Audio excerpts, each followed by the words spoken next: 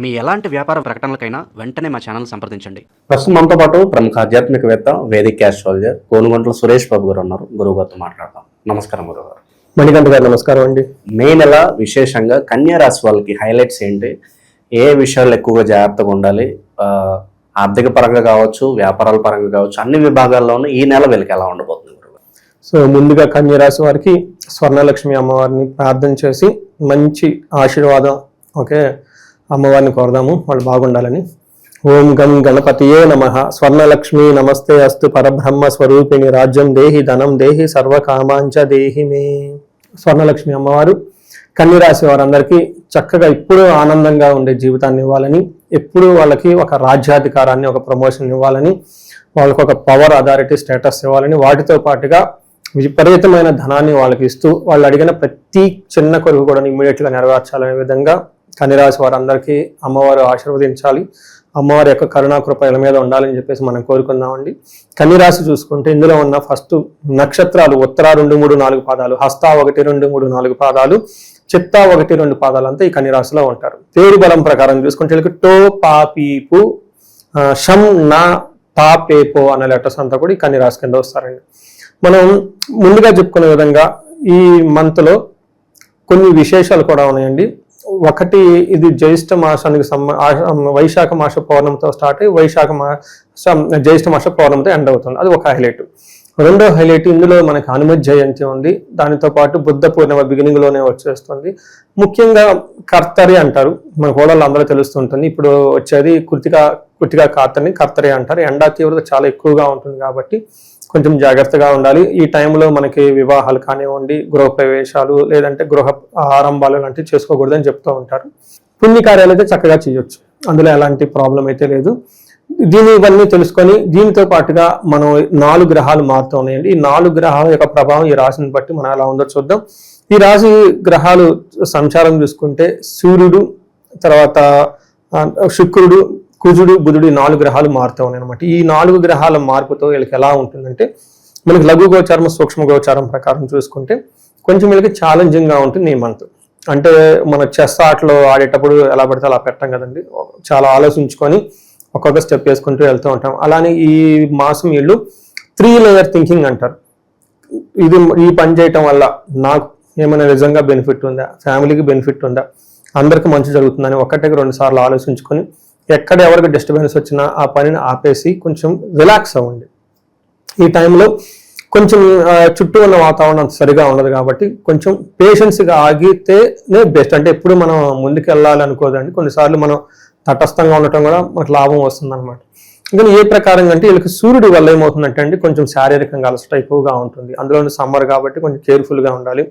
9వ స్థానంలో ద్వేషం, వీళ్ళ చుట్టూ వాతావరణం ద్వేషిస్తూ ఉంటారు. అంటే వీళ్ళని పాపం అందరూ వీళ్ళు మానాన్ని వీళ్ళు వెళ్తూ ఉంటారు, పక్కన ఉన్న వాళ్ళంతా వీళ్ళని విమర్శించడం, అవమానించడం చేసే వాతావరణం ఎక్కువగా ఉంటుంది. ఏదైనా పని చేస్తే ఆటంకాలతో కూడి రిజల్ట్ వస్తుంది, గొడవలు వస్తాయండి.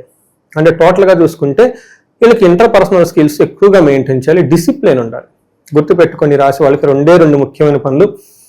ఇంటర్పర్సనల్ స్కిల్స్ అంటే వేరే వాళ్ళతో మాట్లాడేటప్పుడు చాలా చక్కగా, ప్రేమగా, రెస్పెక్ట్ఫుల్గా, డిగ్నిఫైడ్గా మాట్లాడండి. ఇన్ కేసు గొడవ పడే వాతావరణం ఉంటే అక్కడ నుంచి దూరంగా వెళ్ళిపోండి. అహంకారానికి పోయే పని లేదు, దుష్టుడు దూరంగా ఉండటం బెస్ట్ రెమెడీ అనమాట. ఈ రాశికి సంబంధించిన నక్షత్రాలు వాళ్ళకి ఏ విధంగా ఉంటుంది ఈ మాసం?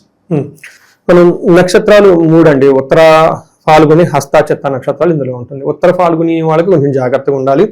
అయితే ఒక ఇంట్రెస్టింగ్ అయిన మ్యాటర్ ఏంటంటే, ఈ రాశి వాళ్ళకి ఎన్ని ఇబ్బందులు ఉన్నా నక్షత్రాల ప్రకారం వీళ్ళకి ప్రతి నక్షత్రానికి ప్రమోషన్ రావటమో లేదంటే ఒక అప్రిషియేషన్ రావటమో జరుగుతూ ఉంటుంది. అంటే వీళ్ళు చుట్టూ ద్వేషించే వాళ్ళు ఉన్నా కానీ సక్సెస్ఫుల్గా ముగిస్తారు. ఎలా ముగిస్తారంటే వీళ్ళకి లాభప్రదంగా ఉంటుంది, రాజ్య లాభం ఉంటుంది, వస్త్ర లాభం ఉంటుంది. నక్షత్రం ప్రకారం బాగుంది. అలానే హస్త నక్షత్రం వాళ్ళకి లాభప్రదంగా ఉంటుంది, రాజ్య లాభం ఉంటుంది, వస్త్ర లాభం ఉంటుంది, వెకేషన్స్కి అంతా వెళ్ళి టైం స్పెండ్ చేసేది కూడా ఉంది. ఇక్కడ రాజ్య లాభం అని చూపిస్తుంది కాబట్టి వీళ్ళకి అధికారం ఇంక్రీజ్ అవుతుంది, ఒక పవర్ వస్తుంది, ఒక స్టేటస్ వస్తుందని మనం గమనించుకోవాలి. అలానే చిత్తా నక్షత్రం వాళ్ళకి రాజ్య లాభము, వస్త్ర లాభము చూపిస్తుంటుంది. అయితే ధనము, దరిద్రము 2 చూపిస్తుంటాయి. ఇబ్బందులు పడుతూ ఉంటారు, ధనం అయితే సరిగా అందదు, కానీ రాజ్య లాభం చూపిస్తుంది. శుక్రుడి వల్ల, బుధుని వల్ల చక్కగా యోగం ఇస్తుంటారు. కుజుడికి 50-50గా ఉండడం గమనించాలి. బట్ ఓవరాల్ గా చూసుకుంటే ఈ మంత్ మీకు ముందుగా చెప్పిన విధంగా శరీరానికి గాయాలవటం, పశువులకు వీళ్ళకి సపోర్ట్ ఇచ్చే వాటికి సరిగ్గా ఇబ్బందిగా ఉండటం, అధికారులతో ఒత్తిడితో బాగా ఏమంటారు అప్స్ అండ్ డౌన్స్తో ఉంటుంది. మీకు ముందుగా అని చెప్పాను, చెస్ బోర్డ్లో ఏ ఫస్ట్ స్టెప్ చేసినా కానీ చాలా జాగ్రత్తగా స్టెప్ వేయాలి.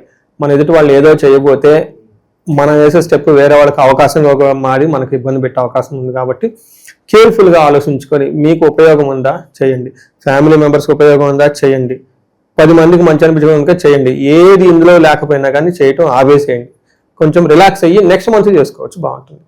తర్వాత వీళ్ళు డిసిప్లిన్లో ఉండడం చాలా చాలా ఇంపార్టెంట్. ఈ టైంలో ఏ పని పడితే ఆ పని చేయకూడదు. కొంచెం ఆలోచన సిస్టమేటిక్గా ఉండి ముందుకెళ్ళిపోతే ఈ మంత్ అంతా వీళ్ళు చక్కగా ఉంటుంది. అయితే ఎలాంటి ఛాలెంజెస్ ఉన్నాయి? ఈ సూర్యుడు 9వ స్థానంలో ఉండటంతో నిందాపరాధ కలహం నిర్దోషచ్చ. ఇది ఒక్కసారి అనేది సంస్కృతంలో ఉంది, తెలుగులో దీని మీనింగ్ చెప్తా. నింద అపరాధ అంటే వీళ్ళ లోపం లేకపోయినా నిందలు పడతారు.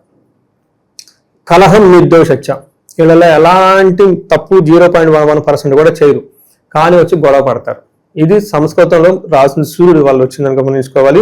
అంతేకాకుండా పుణ్య లాభార్థ నాశాచ అని చెప్తారు. అంటే మంచి ఉద్దేశంతో ఏదైనా కనుక పని చేస్తే లాభం రాదు, రెండోది నాశనం అవుతుంది ఆ పని, తలబెట్టిన పని అని చెప్తూ ఉంటారు. అందుకని కొంచెం జాగ్రత్తగా ఉండాలి. కొన్ని మాటలు సంస్కృతంలో ఇబ్బంది పెట్టినా ఉన్నది చెప్పాల్సిన బాధ్యత నాది. కాబట్టి అంటే మన షుగర్ కోటెడ్ అది ఇది కాదు, తెలుసుకోవాలి. డేంజర్ అంటే డేంజర్, బాగుందంటే బాగుంది, ఇంకేం లేదు ఆడ, ఇందులో నో వర్డ్స్.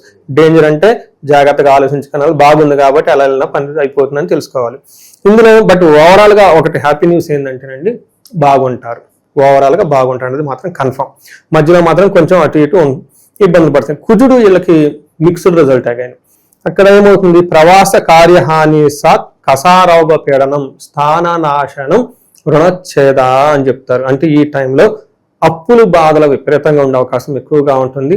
స్థాననాశనం అంటే ఉన్న పొజిషన్ నుంచి వీళ్ళకి డీ ప్రమోషన్ రావటం, లేదా అప్రైవల్స్లో తక్కువగా ర్యాంకులు రావటం, లేదా అసలు ఈ జాబ్ పనికిరావు అన్నట్లు ఈ టైప్ కామెంట్స్ రావటం, ఇలా జరిగే అవకాశం ఎక్కువ ఉంటుంది. కాబట్టి కొంచెం ఆవేశంగా ఉండకుండా 1-2 స్టెప్లు వెనక్కి తగ్గి ఉంటే చాలా బాగుంటుంది. ముందే చెప్పాను కదా, మీ మీద కావాలని బురదేసే వాళ్ళకి అక్కడ ఉండి వాడు ఏదో అంటే ఆపుతాడు, చెప్పండి, ఇంకో 2 ఎక్కువ వేస్తాడు. అందుకని దూరంగా పోయి ఉండటమే బెస్ట్ అనమాట. ఈ టైంలో ధనం ప్రకారం బాగుంటుంది, సక్సెస్ బాగుంటుంది. ముఖ్యంగా శుక్రుడు కూడాను వీళ్ళకి కొంచెం ఇబ్బంది పెట్టే విధంగా ఉన్నారు. అంటే ఏ గ్రహం కూడాను స్ట్రైట్ గా వీళ్ళకి మంచి చేయట్లేదు, జాగ్రత్తగా ఉండాలి. ఇక్కడ ఏమవుతుంది, స్త్రీల ద్వారా ప్రాబ్లమ్స్ వచ్చే అవకాశం ఉంటుంది. అప్పటిదాకా వీళ్ళకి స్త్రీలు అంటే జెంట్స్ అయితే స్త్రీలు కానీ ఉంటే ఇంట్లో కానీ బయట కానీ వీళ్ళకి సపోర్టివ్గా ఉంటే వాళ్ళు సపోర్ట్ ఇవ్వటం ఆపేసి ఎదురు తిరిగి మాట్లాడుతూ ఉంటారు, నువ్వేం చేస్తావు, నువ్వేం సంపాదించావు అన్నట్లు. In case same thing ladies అయితే వాళ్ళ ఇంట్లో కానీ ఆఫీస్లో కానీ జెంట్స్ ఎవరైనా ఉంటే వాళ్ళ ద్వారా ఇబ్బందులు వచ్చే అవకాశం ఉంటుంది. కాబట్టి కొంచెం ప్లానెడ్గా ఉండాలి. అందుకని ఏం చేయాలి, ఇంటర్పర్సనల్ స్కిల్స్, రెండోది డిసిప్లిన్ అని చెప్పడం జరిగింది వీళ్ళకి. రెండోది ఈ టైంలో శత్రు బాధలు పెరుగుతూ ఉంటుంది. స్త్రీల ద్వారా సౌఖ్యము కంఫర్టబుల్గా ఉండదు, అవమానాలు, అనుమానాలు, తగాదులు, అనుమానాలు కూడా ఉంటాయంట. అందుకని చెప్పేసి ఈ టైంలో కొంచెం జాగ్రత్తగా ఉండాలి. అయితే మళ్ళీ ఇందులో ఒక బెస్ట్ బెనిఫిట్ ఏంటంటే, ఎవరైనా వెహికల్స్ కొనుక్కోవాలనుకున్నా, ఇంటికి సంబంధించిన వస్తువులు కొనుక్కోవాలన్నా మంచి టైం అని గమనించుకోవాలి. అంటే ఈ ప్రకారం ప్రతిదీ కొంచెం ఛాలెంజింగ్గా, అవమానంగా ఉంటుంది, కానీ ఓవరాల్గా సక్సెస్ఫుల్గా ఉంటుందని గమనించాలి. ఓకే, ఇక మరి పరిహారాల విషయానికి వస్తే ఎలాంటి పరిహారాలు ఈ రాశి వాళ్ళకి అత్యంత అవసరం అంటారు ప్రస్తుతానికి? వీళ్ళకి మన్యు పాశుపత అభిషేకం ఖచ్చితంగా చేయించుకోవాలి, లేదా చండీ హోమం చేయించుకుంటూ ఉంటుంది, చాలా బాగుంటుంది. వీటితో పాటు వీళ్ళు గ్రహాల వైపు చూసుకుంటే మేజర్ గ్రహాలు వీళ్ళకి అనుకూలంగా లేవు కాబట్టి నవగ్రహాల చుట్టూ ఎక్కువగా తిరుగుతూ ఉంటే బాగుంటుంది. దానాలు ఎక్కువగా చేస్తూ ఉంటే బాగుంటుంది. ఎలాంటి దానాలు చేసినా కానీ చక్కగా కలిసి వస్తుంది.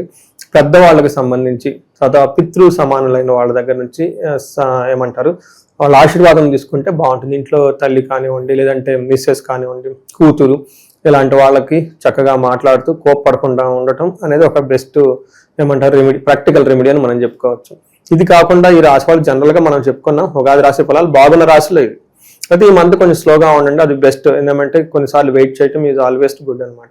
ఇది కాకుండా వీళ్ళకి ఇండివిజువల్గా బాగా ఇబ్బందుల్లో ఉన్నామని అనుకుంటే జాతక చక్రం చూపించుకుంటే, ధనానికి ఎక్కువ ఇబ్బంది పడుతూ ఉంటే చక్కగా ధనానికి సంబంధించి పూజలు అష్టలక్ష్మి లేదంటే మనకి స్వర్ణలక్ష్మి విశేష హోమాలు చేయించుకుంటే బాగుంటుంది. పెళ్లి కాని వాళ్ళు ఎవరంటే విశ్వావసు గంధర్వరాజం, భార్యాభర్తలకు అన్యోన్యతకి అన్యోన్య దాంపత్య పాశుపత అభిషేకం, వర పాశుపతులు, కన్యా పాశుపం, చాలా ఉన్నాయండి రెమెడీస్. ఒకసారి జాతకం చెప్పుకొని ఎక్కడైనా మాకు ఈ ప్లేస్లో ఆగిపోయాము, లేదంటే మనకి హెల్త్ బాగలేకుండా ఉంటే మృత్యుంజయ పాశుపత అభిషేకము, లేదంటే మృత్యుంజయ హోమము, తర్వాత ఆయుష సూక్తం అని ఉంటుంది. ఈ ఆయుష సూక్తాన్ని కూడా మనం జపాలు చేపించుకుంటూ ఉంటే వాళ్ళకి వేదాలు తెలిసిన వాళ్ళ చేత ఆయుష్ పెరుగుతూ ఉంటుంది. ఇలా వాళ్ళకున్న ఏదైనా పర్టికులర్ సమస్య ఉంటే తగిన విధంగా రెమెడీస్ చేసుకుంటే లైఫ్ 10 ఖచ్చితంగా ఈ రాశి వాళ్ళు ముందుకెళ్తారండి. ఓవరాల్గా ఈ రాశి వాళ్ళకి మెయిన్ ఎలా ఉండబోతుందో మంచి విశ్లేషణ అందించారు. ధన్యవాదాలు. ధన్యవాదాలండి.